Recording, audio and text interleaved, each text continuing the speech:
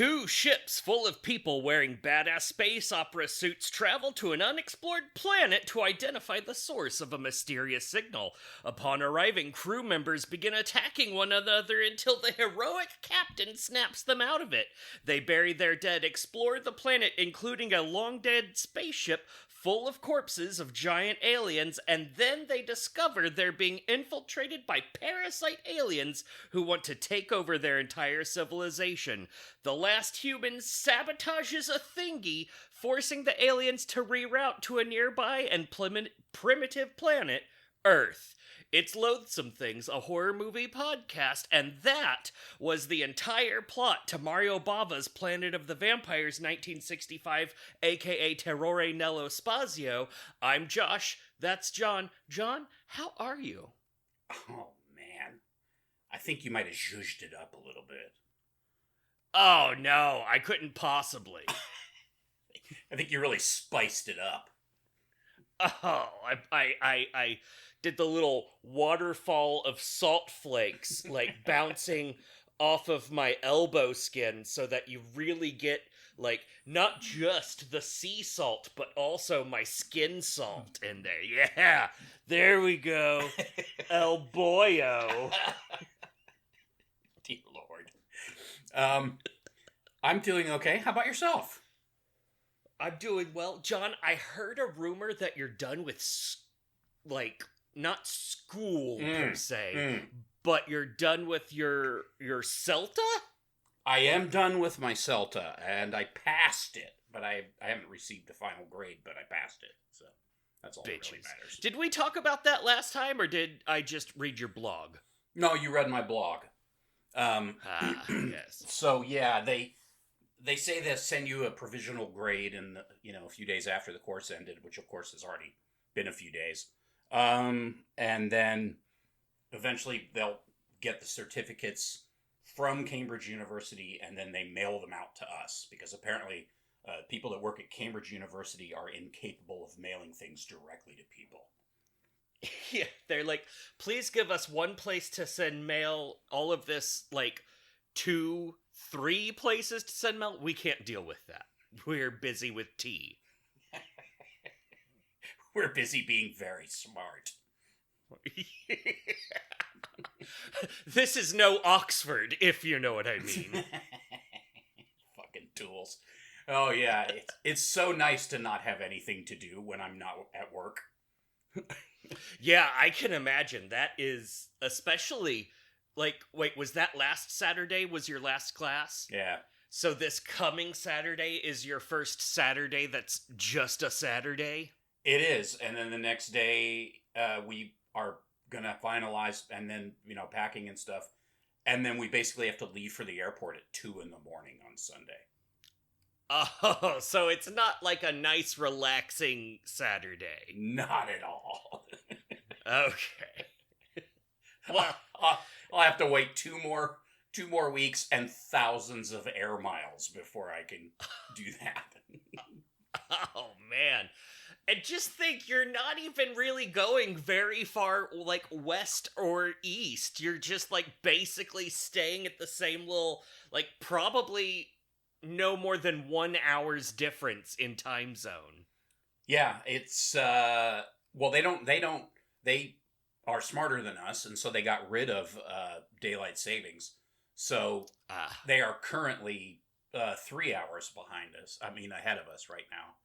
But yeah, so because they just said the hell with it and just keep the same time. I think there's one state in the whole country or something that doesn't matter. Whatever, who cares? Yeah, it's good. Yeah. Well, I'm excited that by the time this episode comes out, you will have finally gotten a nice Saturday with no weird bullshit in it. Yes, this is true. And I'm hoping that our plane is not shot out of, Venezuelan airspace or something. I don't know. Oh, man, did you hear about, the Venezuela lady who took a boat out of the country to go receive her Nobel Peace Prize or whatever, and then apparently taking a boat out of Venezuela is, hard right now for some reason. And she shattered her spine in like crossing the ocean and wasn't able to receive the award, so like her daughter had to go receive it on her behalf. Jesus. What, like in a bombing or something? I don't know, man. I think it was just like water's hard. Whoa. I don't know, man. The unforgiving force of water. Oh, man. Put some salt in that shit, it'll bomb your ass.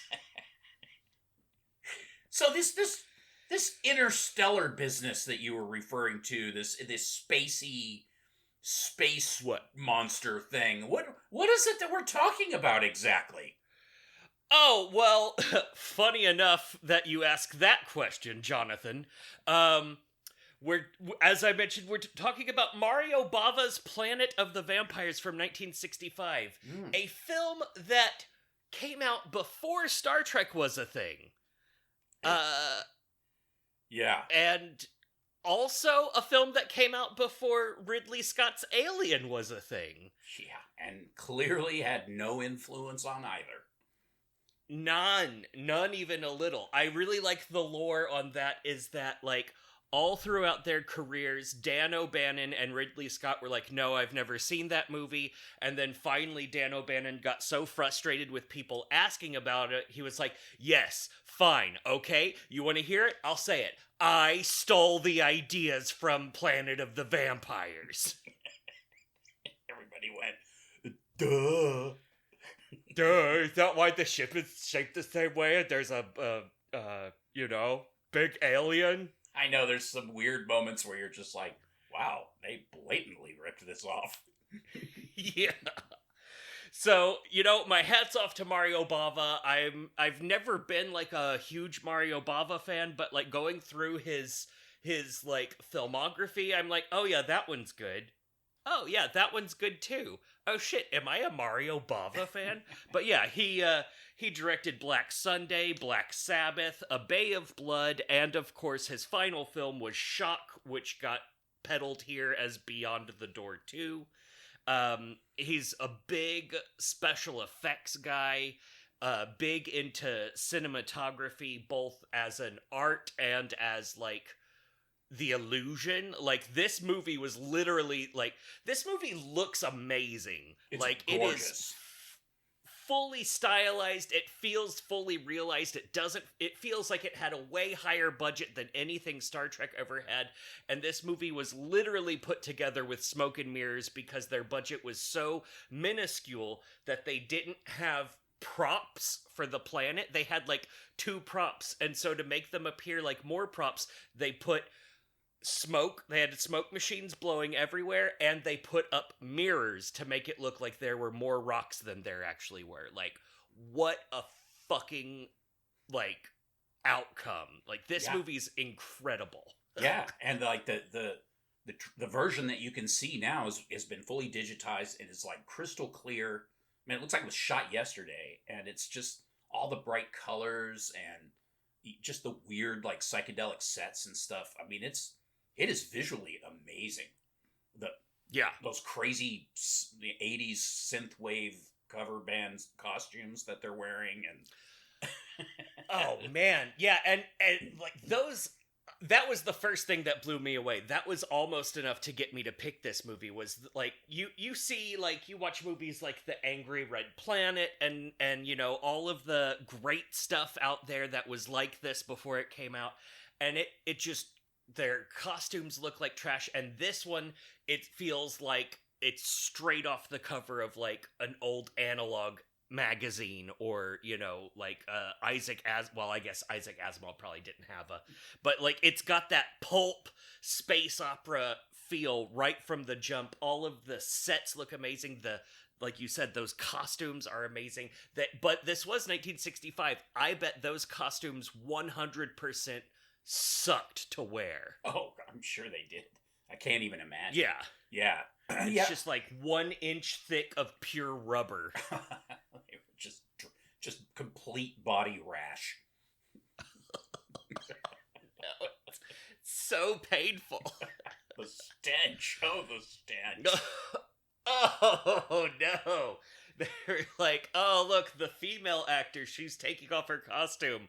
Oh, no. Oh, man. Yeah, it's weird. I mean, it looks like one of those movies where somebody just made it, and they made it so that it would look all retro, and that it was clearly informed by all the alien, like, possession-y type movies that came before it, except that this is the movie that came before all the other movies. And, like, the whole conceit of, like, you know, like, even the negative ending where they, like, get away with it, you know, and they're heading to Earth, and they're like, I wonder what happens on this planet. Let's go find out. It's just like, oh, wow, that's really dark. I mean, it's just, it's awesome. It's fucking awesome. That said, it's also very boring. Like, imagine, not one of the best episodes of Star Trek, the original series, but not one of the worst either. Like, one of the middle ground episodes of Star Trek, but stretched out to an hour and a half. And it looks amazing, but there's not enough material here. Yeah, there's not much that happens. It's about 10 minutes of an actual alien movie. Yeah. Stretched out to an hour and a half. But, yes, and it's extremely boring. But it's really fun to watch on YouTube with subtitles because YouTube auto-generates them, and the word heat was its way of, like, translating the sound effects. There was some kind of sound effect that kept this whooshing sound, and for some reason, the YouTube subtitle generator thought that it was the word heat being said over and over. So it was like, heat, heat, heat, music. Let's go to the ship. Heat, music, heat, heat, heat. It's like, what the fuck? Well, this movie is available on Plex. You can stream it for free with all of the commercials, and you'll hear that sound effect is just like constantly going, and it's hard to tell what it is. Like, it sounds like a sound that would be in Star Trek, that would be like the ship making a noise, and in this movie, it's like the wind of the planet. The heaving breath of the planet. The heating breath of the planet. Whoa. Yeah. But yeah, I mean, it's a stunner, and it was the ship with the giant aliens. As soon as I saw that first big giant skeleton, I was like, oh shit, we are going to talk about this movie. And then it turns out, like, going through and watching the movie, it's not, like, there's not really a lot to bite into here. It's really more of a visual experience, but fuck yeah, dude. Like, this is great. Yeah, I mean, like, in 1965, it must have been pretty awesome to watch, because it would have just fit right in with the time period. It, you know, wouldn't have that weird dated quality, which is fun, but the pacing is all wrong for today, and, you know, just like a lot of movies, or all movies from that era, you know, they just... But as far as its own time period, I'm sure it was still pretty boring.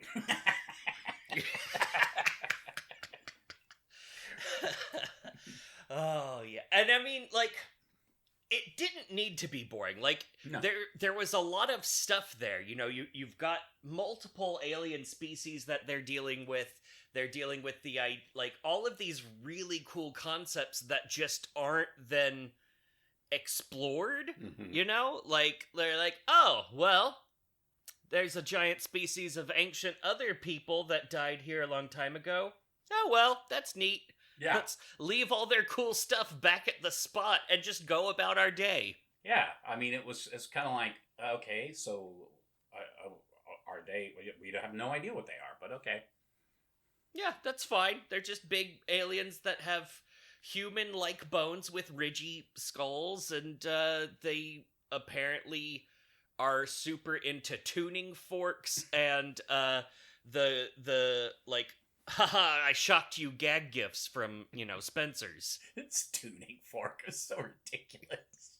Yeah, he's like, tuning fork. Let me just go around. A tuning fork that when I hit it on things, makes an electronic sound. Yeah. It's such a great thing about old movies is when, like, they had the technology to do these things that no one else knew about, but now we're like, oh, yeah, you used a tape recorder. Nice. I love some of the stuff. I mean, some of the things they said, particularly at the beginning where they're trying to do some of their world building and they're using all this, like, fake jargon. You know, like they referred to, like, something called Xanax or yes, you know, and then there was, way Gaywan or Go Wangay or Wango or whatever. They were like, there's all these goofy words that didn't mean anything. It was fucking awesome. It really was. And, like, at the time, you're supposed to just be thinking, oh, yeah, because it's, you know, this is all in the future and they're using future-y science talk. And then at the end, it turns out, oh, these guys aren't humans after all, and they're referring to stuff that has nothing to do with us. It's like, oh, fuck. Yes, this is awesome. Yeah, that's really cool. Yeah. I fucking love this movie.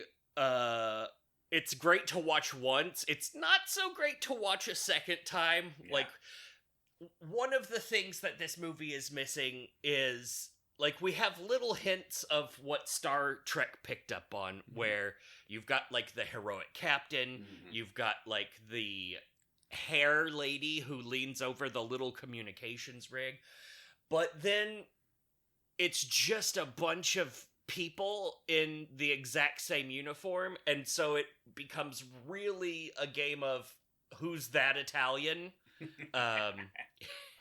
And it's just like there's no connection to any of the people. We're supposed to feel this strong connection with the captain because, like, he's like the heroic Kirky guy, but then also he has his own little, like, captain's log moment where he talks into the recorder and he's like, I'm afraid to tell them that I experience fear. It's like, oh, okay, we do not care about you, my guy. Get out of here. At all. You and your weird skull cap hat. Oh, yeah. And then there's this whole thing about how there's the two spaceships and one of them crashed over here, whereas we crashed over there. And it's just completely, like, cinematographically irrelevant because they didn't have two spaceship sets, and I don't think they had two spaceship casts. They just had the same people in both spots, and so it's just like this throwaway piece of nothing. Whereas, you know, if this got remade today, there would be a lot of great stuff to throw in there. Yeah. And then also pair it with, like, really shitty looking computer graphics. Yeah, no kidding. I like when they like are more comfortable or casual or whatever, and they bust out their, like, pastel leather suits. It was like, oh, cool. Yeah. I guess the black with the cool little, like, yellow trim is for on the ship, and then whenever you're gonna go on an away mission, you, like, cool, like, I don't know, those are like your military civvies. I don't know. I loved the costume change was tight. Yeah, that was your Interstellar Ice Cream Man uniform or something. Yeah.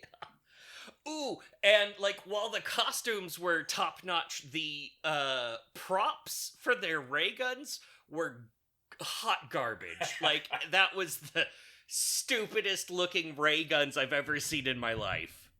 I like when the dead guys rise up from the ground and they're wrapped in plastic. That's how they buried them. Yeah. They have these big metal plates. They dig a hole in the planet, wrap them in plastic, and put a big metal plate over them. It's like, what?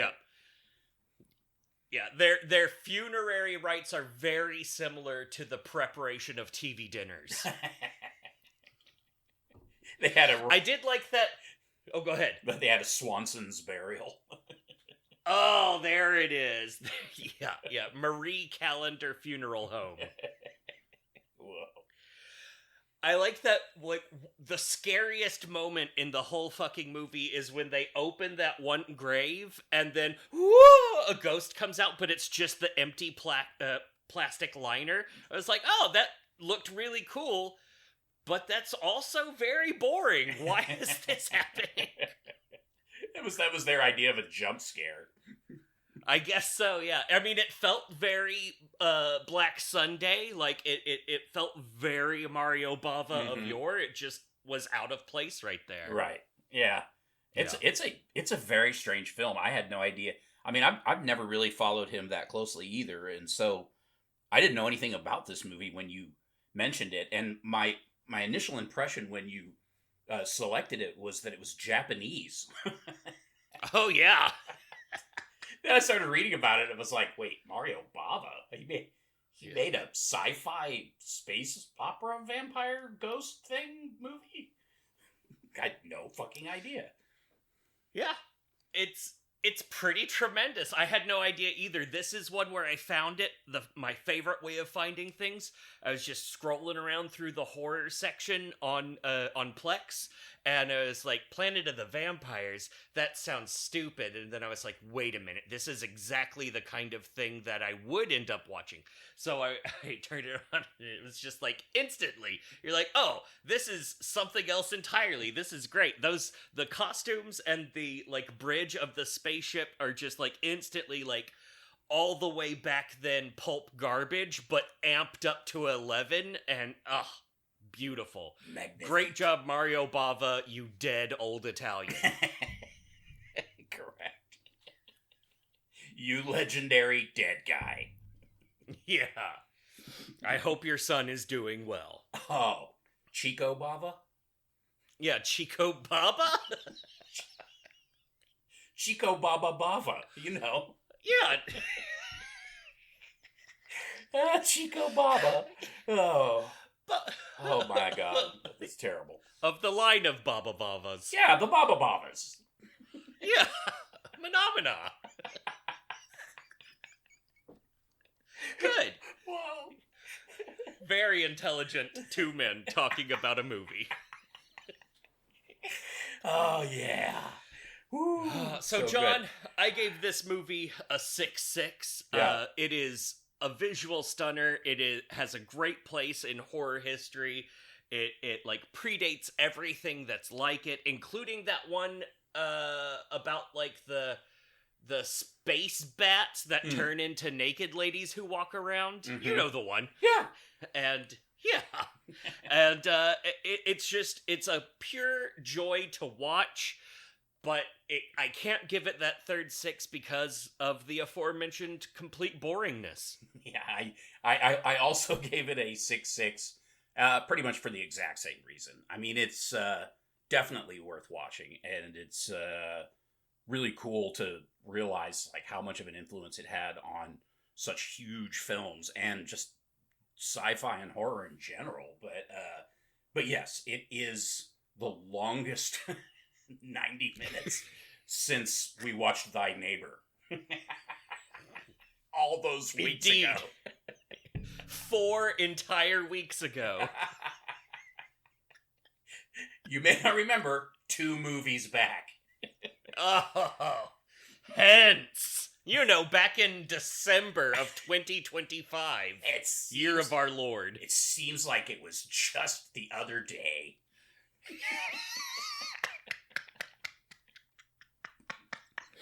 Whee!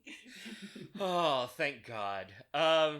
Any other bits about that movie you want to touch on before we move on to other things, Jonathan? No, I can't think of anything else. I think we've covered it. I think so. If there was more plot stuff, I'm sure there'd be more to chew into. Otherwise, we would just be like listing the favorite things that we liked to look at in this, and y'all don't want to hear that, right? That's not why all of you tune in fortnight to fortnight. Yeah, I mean, the characters are pretty forgettable. The premise is pretty cool. It would have been nice if there was more to it, but it's 1965. And given that it's 1965, it looked kick-ass and, had a big influence on the future of genre films. So it's a 6/6 for sure. I think that's fair. Hell yeah. A fair film for our fair audience. Yeah. Yeah, why not? John, did you finish watching the Dairy Show? No, I have not finished watching it. So I don't know. I mean, well, I kind of know a little bit what happened because I saw an article about it, but I haven't watched it. I've heard, well, throughout the series, I've seen a lot of different mixed reactions, but from what I've read, there's some interesting stuff that happens in it. But well, I don't know. You watched it. What'd you think of it, or did you watch it? I watched it. It's very Stephen King. Like it's real Stephen King in that there's some really cool high points, and then also just like absolute fart noises.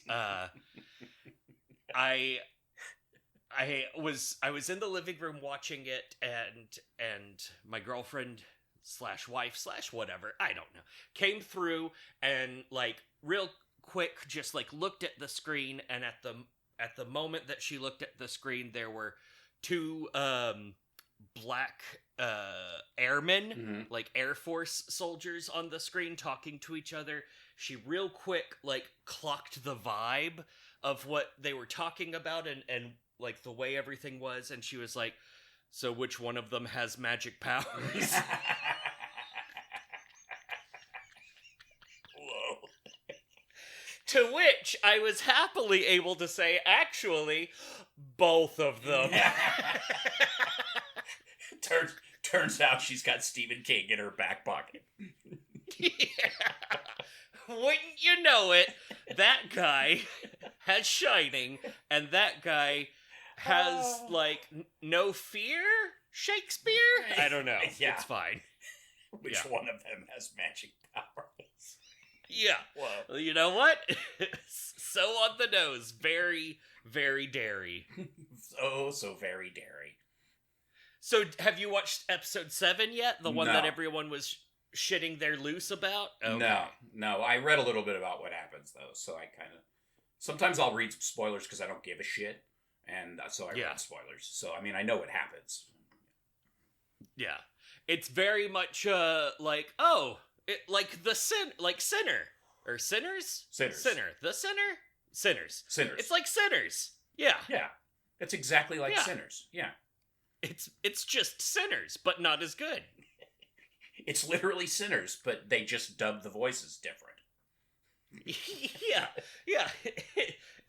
It's just Sinners, and no one's playing two guys. They have two guys playing one guy. Wait. Yeah. Wait. Oh no, that would be awesome. Is that the plot to Face Off? Is that what it is? Kinda.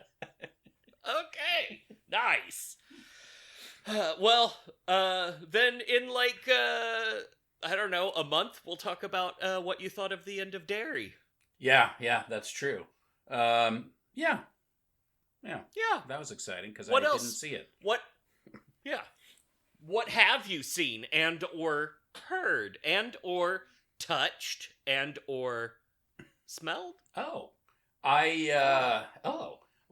I can start with smell. They're laying some sort of shit-based mulch all over the gardens at work, and it was absolutely horrendous outside at work today. It was just like, nice. Oh God, it felt like I had my head entirely up a cow's asshole. So that was good. Oh yeah, that covers the smell part.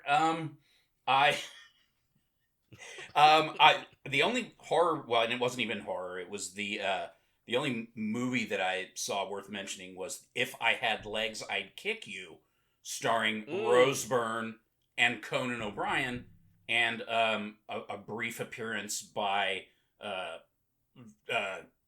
Christian Slater. That's it. And it was a movie about a woman who her husband is away. He's a captain of a cruise ship, apparently. And she's at home with their daughter. You find out that the daughter has a feeding tube in her stomach. Then a giant hole falls through the floor or the ceiling in their house, in their bedroom, matching the hole in her child's stomach. And their landlord, I guess they're leasing the house, pays for her and her daughter to go stay in this shitty fucking, like, the worst fucking motel ever. There's no explanation as to why she doesn't just pay for... They have money. Why she doesn't just pay for a bed? You know, she's a psychologist, and her husband is the captain of a fucking cruise ship. I mean, they must be just pissing money. But anyways, oh yeah, there's a lot of implication that the daughter may have been abused or something. It's really hard to tell, but it's just the mother is in some sort of emotional hell, and the movie is just unrelentingly like difficult to watch. And so I felt terrible the entire time we were watching it, and then like at one point I had to have my wife stop so I could go have a cigarette and just kind of like gather myself, because it was just like, this movie makes me feel dirty, like just bad. And then we finished it, and I was like, I think I hated that movie, but it was really good. But I fucking hate it. Like, why would anybody make a movie that I don't know? It's just like, it's like, oh look, it's lovely Rose Byrne from Bridesmaids and all those goofy comedies with Seth Rogen, and here she is playing the most. It's like I think I told you, yeah, Babadook on fentanyl. It's just like, it's so fucking dark and depressing. So I watched that. I mean, I had thought about, man, this would talk about a horror film. This would be good for the show. And I was like, but that would mean I'd have to watch it again. And I'm never watching this movie again. I can't do it. It's just too, it's like watching someone you love get murdered. You know, it's like, oh, cool, let's watch that again. And I'm like, no. Yeah. It was brutal. Yeah, I attempted it, but like right around the time that water started pouring in through the ceiling, I was like, you know what? I am not in an emotionally okay enough place to watch this. I can't deal. Dude, it gets darker and darker and darker. I mean, and then the end is pretty ambiguous. I mean, it's not the most negative part of the film, so it feels uplifting until you think about it, and you're like, that was horrible. You know, but it's just like the whole movie is just unrelenting, and that child screams through the whole fucking movie, which I can't. I mean, like, that was my big problem with the Babadook, was that fucking kid, and this girl is 10 times worse, except you don't have to see her face. Yeah, and that was the thing. Like, I was getting like, it was so foreboding, the fact that you're never seeing her face, and you're just like following this like. Way to set a tone, whatever that movie, all of that, like, wow, can't deal. Yeah, I wonder if it's going to be one of those movies where in a couple of years you're going to be arguing with some guy online who's insistent that it's, you know, an analog to some, you know, historical mythological tradition or something, or some tale of purgatory or some shit, because, you know, it feels like the woman, like, it feels like what you're watching is allegorical, you know, like it's certainly not realistic. It's very surreal, but it's presented as if it's funny, but it's just so fucking dark. I mean, it's really unrelenting. I mean, like, you know, like, just like, you can't get through 5 minutes without the child screaming. She's constant, mommy, mommy, mommy, just endlessly. It's just like, It was brutal. Wow. I remember when it was halfway over, just looking at the thing and just being like, oh my God, there's double what we just saw to go. Jesus. Or that again, or whatever. It was, yeah. I mean, it's a great film, but man, it is brutal. So yeah, that was it for me with movies. And then immediately after that, I loaded up Plebes and watched a couple episodes. Because I would get back into my wheelhouse of fart jokes and herpes and men wearing penis hats and very poorly disguised homosexual characters and lots of poop jokes. And then I felt much better afterwards. I am looking forward to watching that movie one day. I'm gonna have to find a time where, like, my brain chemistry is way more okay than it was this weekend. So yeah, if you've had a good recommendation, but I don't like it. Yeah, I mean, if you're, if you at all feel any guilt as a parent, or have struggled with the relationships with your parents, or, you know, just feel uneasy about your family, things like this is not the movie for you. Yeah. It is brutal. It's good. It's good. On Saturday, we figured out pretty much for sure that my mom is going to be moving in with us. And then on Sunday, I started that movie, and I was like, nope, this isn't the one. Nope, not happening. Oh my God. Yeah, yeah. I was trying to see. Later, it'll be good. Yeah. I was looking for like what kind of music I've been listening to. Well, the one record that I really had time to listen to was there's this band called Changeling, and they're kind of like a progressive death metal band with like different other subgenres of metal elements. And this is their self-titled record from this year, Changeling by Changeling, and it's really good. It's super diverse and has all kinds of weird metalness. And there's like 18 million time changes, and there's mellow stuff and really heavy stuff, and that was a really killer record, so I figured I'd mention it. Fuck yeah, that sounds awesome. Yeah, it was really good. Who is the band again? Changeling. It's a fine movie and a fine band. The guitar player is also in a group called Alkaloid, so if you're like, because I'm sure there's a million bands that have Changeling, like the Changeling, probably. But yeah, it's just Changeling. It was good. Nice. It was really good. How about you? What have you ingested? Well, what you just said made me remember that, like, back in the 90s on Mr. Show with Bob and David, they came up with a fake metal band for, like, one of their sketches, and they named that band Pucifer, because they were like, surely there's no metal band named Pucifer. And then sure enough, there's a metal band named Pucifer. Yeah, there's Jucifer and Pucifer and, and Lucifer. There's like every Ucifer you can imagine is out there. All the Ucifers. Whoa.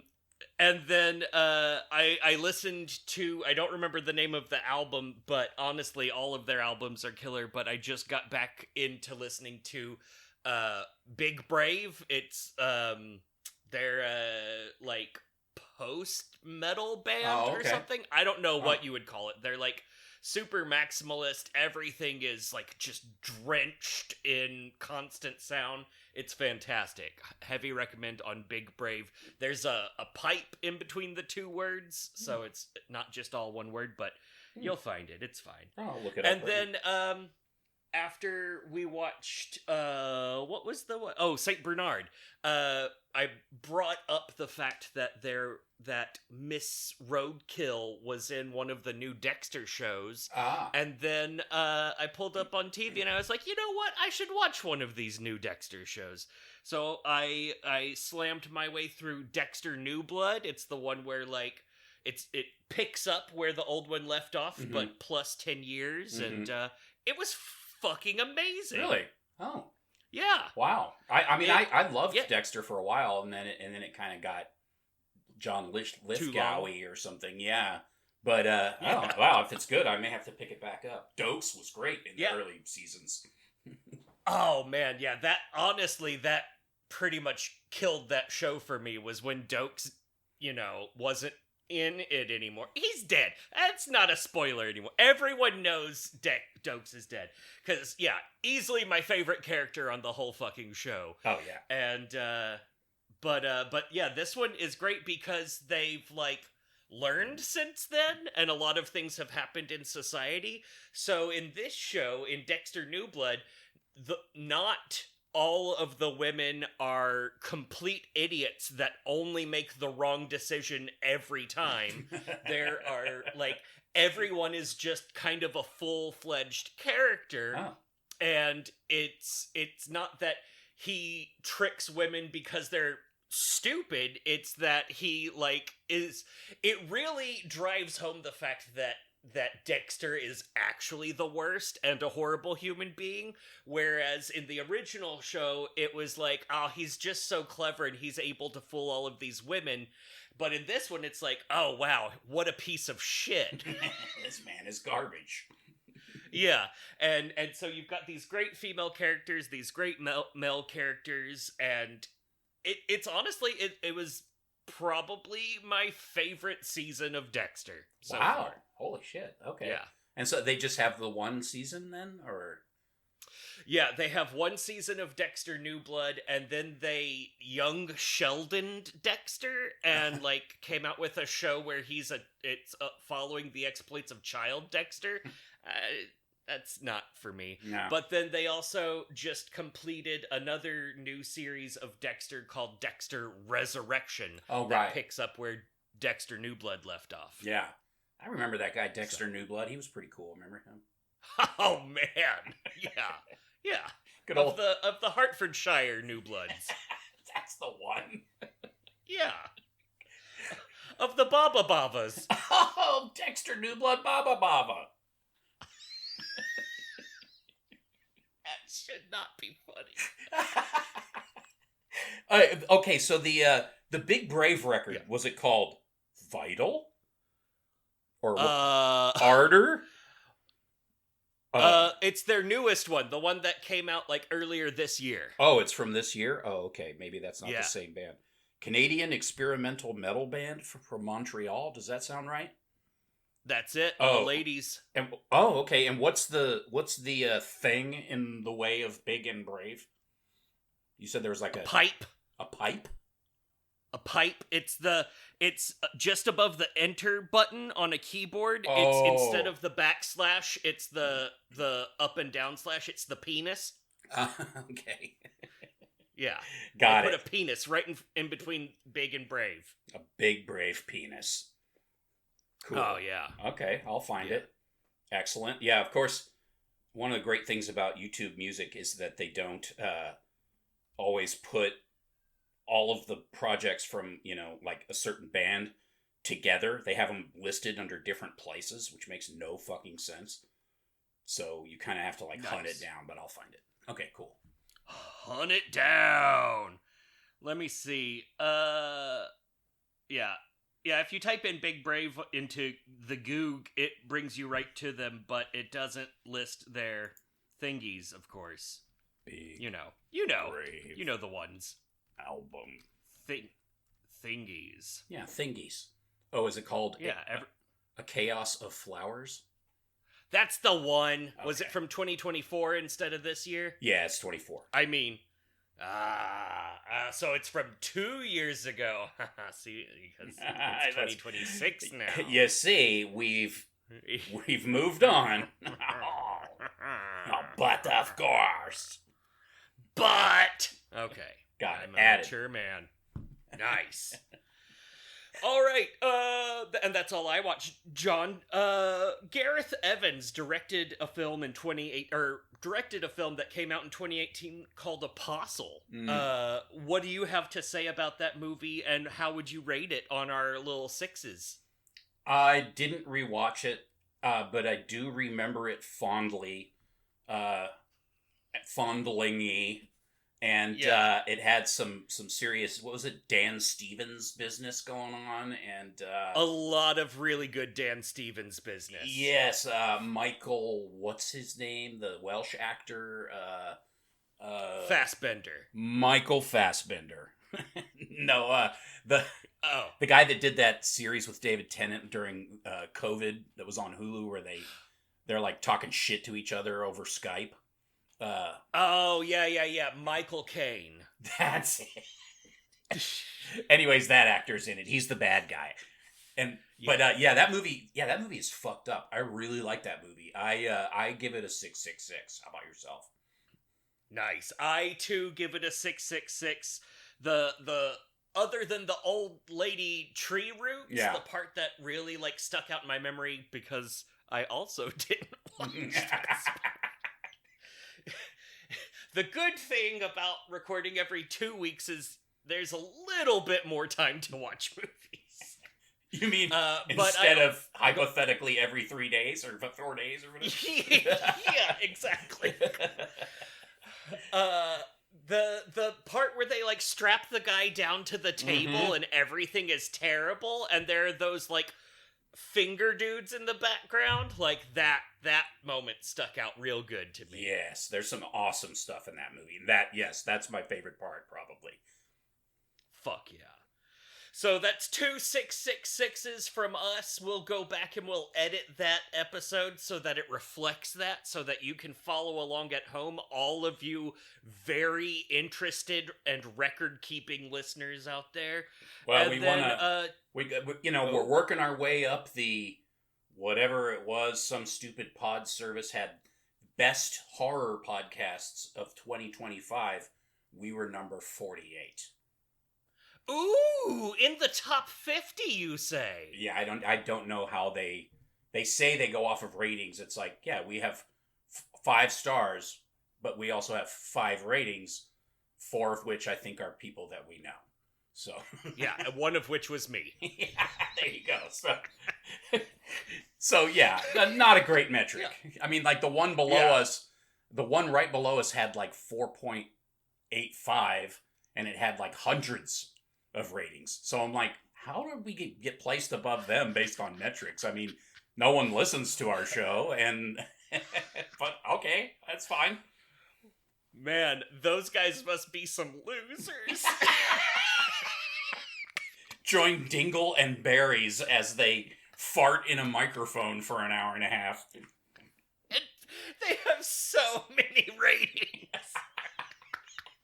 This is the best farting podcast I've ever heard. Oh man, did you hear about the one time they had Doinkle on as a guest? And he farted for the entire 60 minutes in one long gaseous stream?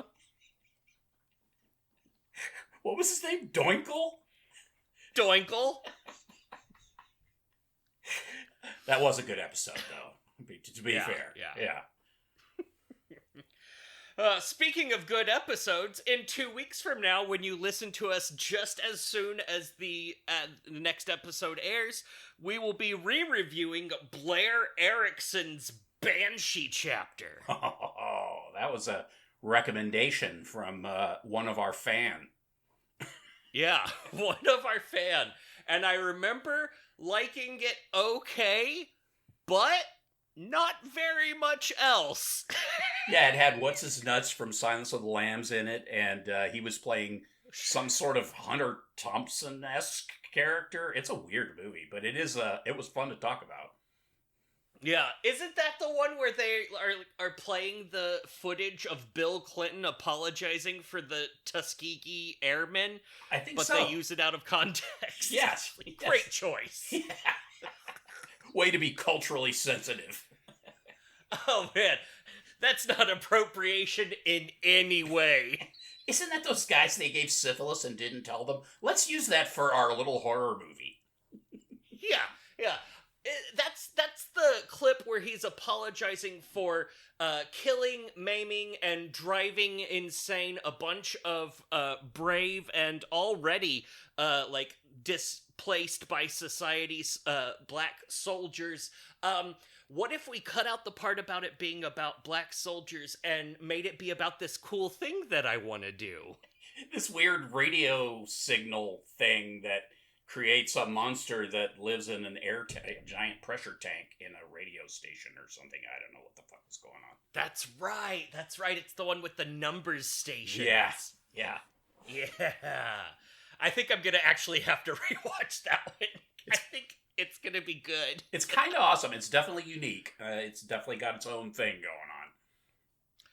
I also am going to have to check in on Blair Erickson, because I remember when we recorded that, I looked at his LinkedIn at what other stuff he's been up to. He's like listing his skills. Convoluted plots.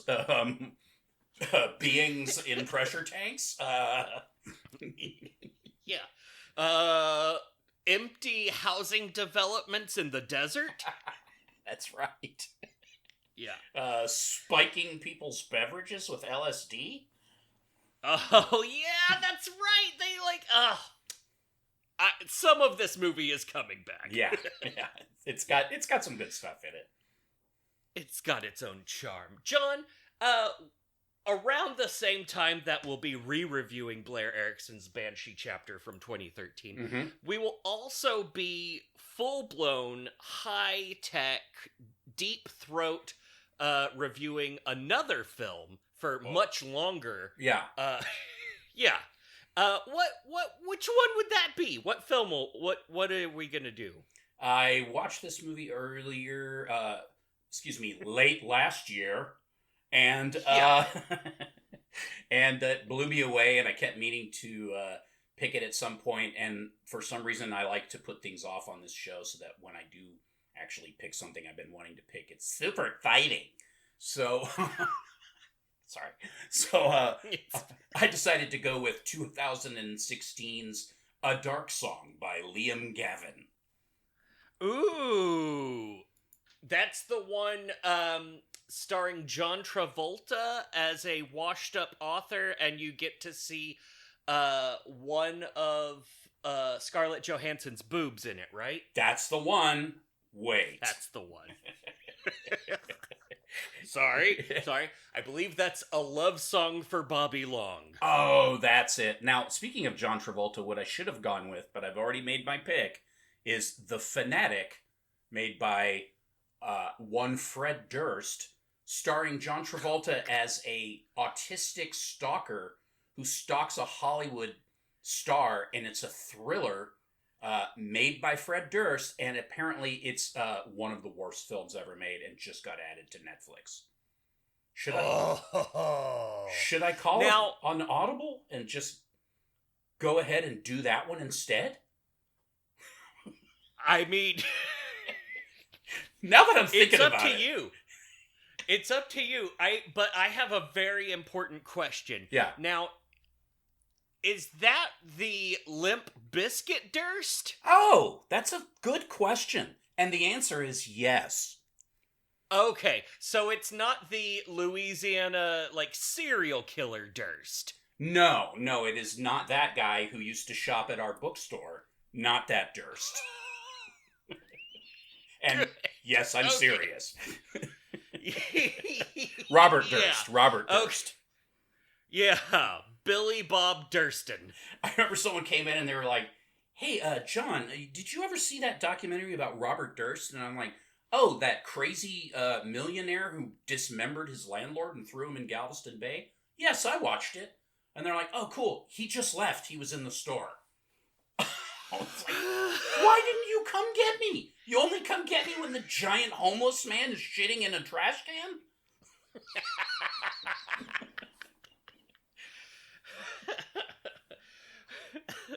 Maybe he was the fellow who was coming on magazines by the windows. Perhaps he was the chap who was washing his balls in the sink with his leg all the way up on the sink counter. Or the guy who liked to hide a baseball bat in his pants so he could sneak attack people. Oh my god. That place was horrible. Randomly, because I never delete photos, but every time I get a new phone, I just move them onto another folder, and so I just have all of these different folders of phone photos, and every once in a while I'll be scrolling through hey, what's in here? And then oh, there's a photo of human shit. Okay. There's a photo of a man wearing a blazer made out of gift cards. Oh, there's the time that we were... Shit.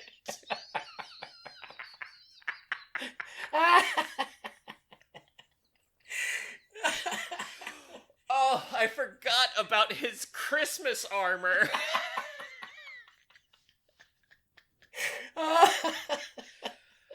Oh, man.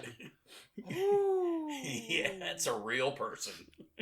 A real person. I just told one of my colleagues about dick cake. Because we have a problem. We've got a colleague who washes his hands before, but not after, using the urinal. What the fuck? Oh my god. Well, you don't want the dirty world that got all over your fingers to touch your pee-pee, so you gotta wash it first. I hate everything. That's just awful. It's awful. There should be no restrooms in public. There shouldn't. People should just be allowed to do a little, dotted line of shits on the floor, leading from one part of a bookstore to another. Oh my god, that is horrible. God. All right, so John, what are we doing? Are we doing a dark song for Bobby Long, or are we doing this Limp Bizkit? I don't see. Oh no, it is on Netflix. Oh my lordy. Oh man, I think we're gonna have to do the Fanatic. The Fanatic? Now, is it spelled with a PH? No, it's not. Okay. No, so it's not a Philadelphia thing. No, but the just the stories about the movie alone are pure gold. Like it just reading about how he even made the thing, and like how anybody was willing to pay for it, and how John Travolta thought this was his opportunity to like go full method. It's just like, oh my god, like it's classic. Like just look at some of the pictures of Travolta in costume and his character. haircut. Yes, that's what I'm saying. And he, oh my god, he plays it serious. Like he well, of course he does. I mean, he takes his balls out and wears them out for the whole movie. It's amazing. And yes, it is literally made by Fred Durst. There was some movie page that I follow on social media, and the lady had made a post about it, and she was like, The Fanatic by Fred Durst just came out on Netflix, and I highly recommend that you watch it. You don't want to miss this one. And I was like, I don't know this person, so I knew what the movie was. I hadn't seen it, but I'd read about it, so I was like, is she serious? You know, like, and I went and read the comics, and people were like, comments, and people were posting little winky emojis and stuff, and she was like winking back, and I was like, okay, she's not insane.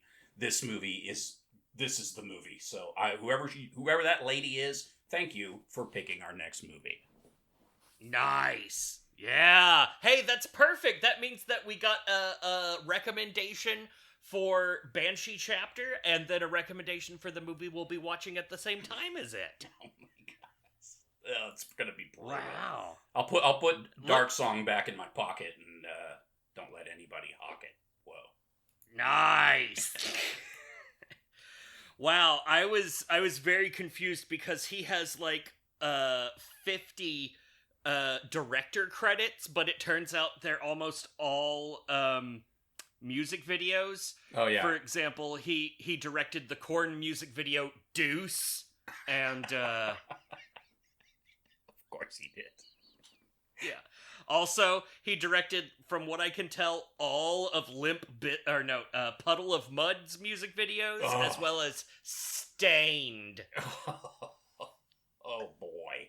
Great. He only directs music videos for the worst bands, and also Limp Bizkit. So, I guess he did. I'm sorry. And also Korn, I meant to say. Limp Korn. Bizkit is a terrible band. Yeah, yes, they are. And remarkably still going strong. But yeah, the whole story about how he, how this movie was made is just hilarious. And there's no way it isn't going to be the greatest movie of all time. Oh yeah. No, I'm excited. We'll dive all the way deep, all up into this bitch, and give you the lowdown and the skinny. I don't remember any new metal words. Yeah. But I assume those are them. Yeah. Bro. I don't know. Well, I don't know. What do they say? Yeah. You and Christina Aguilera can switch me chairs. What? Those aren't even the lyrics. I did it all for the nookie. Oh, man. The what? The nookie. Come on. What do you want to get? So you can get that cookie and stick it up your... Yeah.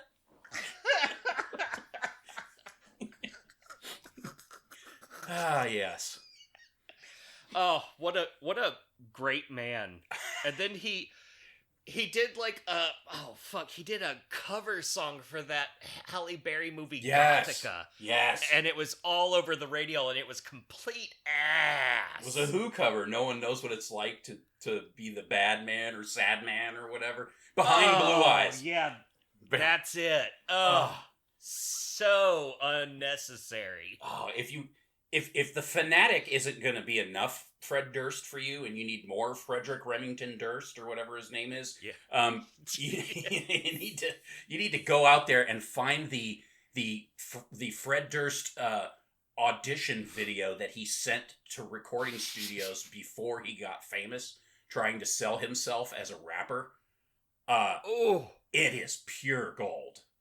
I mean, he's the source of endless entertainment, which is awesome considering that he is not entertaining at all. Oh man, it's a real shame that he, I'm guessing, was only behind the camera for this movie that we're going to review. Yes, I don't think he's in it. I can't imagine how he was able to control that urge, but I don't think he's in front of the camera at any point. Unless Travolta ate him, because from his appearance, he looks like he may have had some sandwiches. Those are in-character sandwiches, John. His fucking hair. It's like, what is happening right now? What a fantastic choice. Yeah, apparently Fred Durst was in the movie I Saw the TV Glow. I don't remember him being in there, but whenever I just clicked on the Fred Durst IMDb page, the picture that they showed of him, I was like, who the fuck is that? Oh, yeah. Well, yeah, because that's his new look, the old man look with the giant afro wig, or it looks like gray-haired Bob Ross or something. I don't know what's going on. Yeah, old man Dursty. Yeah.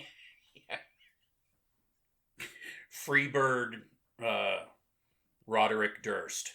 Yeah. Yeah, the guy who probably has a trove of gold coins hidden in his house if we but go in and get it while he's asleep. Fucking hell. Yeah. All of these and more jokes in 2 weeks when you tune into Loathsome Things, a horror movie podcast about Fred Durst. Yeah, and as always, by the way, go out there and give us our 6th review. Why not? We've had 5 in 5 years. It's now the 6th year. It's time for another 5-star review from someone who's going to step up to the plate. Nudge, nudge, wink, wink, Fred Durst. There it is. Fred Durst, give us that 6-star review for 2026, our 6th review. Oh, yeah. Maybe that's why they call it the devil's number. Give us 6 chocolate starfishes for 2026. Wait. Oh, there it is. And as always, I'm sorry you have to watch a Fred Durst movie.